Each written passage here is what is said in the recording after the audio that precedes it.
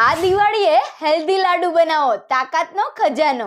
1 cup ખજૂર, અડધો cup બદામ, અડધો કપ અખરોટ, 2 ચમચી તેલ અને 2 ચમચી ઘી, અડધી ચમચી એલચી પાવડર, સૂકા મેવા અને તલને શેકી લો, ખજૂરની પેસ્ટ બનાવી લો। આ બધું મિક્સ કરીને નાના લાડુ અને ચોકલેટ શેપમાં વાળી લો, જેથી બાળકો પણ ખાશે। ખજૂર કુદરતી મીઠાશ આપશે, એનર્જી વધારશે, બ્લડ અને હિમોગ્લોબિન સુધારશે। બદામ દિમાગને તાકાત આપશે, યાદશક્તિ વધારશે। અખરોટ હાર્ટ હેલ્થ માટે શ્રેષ્ઠ રહેશે, કોલેસ્ટ્રોલને કંટ્રોલ કરશે અને તલ હાડકાં મજબૂત કરશે, કેલ્શિયમનો ઉત્તમ સ્ત્રોત છે।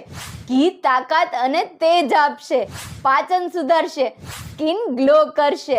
એલચી સુગંધ સાથે પાચન શક્તિ વધારશે।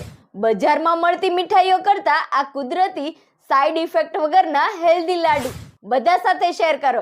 તમે કયા લાડુ બનાવો છો? કમેન્ટ જરૂરથી કરજો। વિડીયોને લાઈક અને ફોલો કરવાનું ભૂલશો નહીં।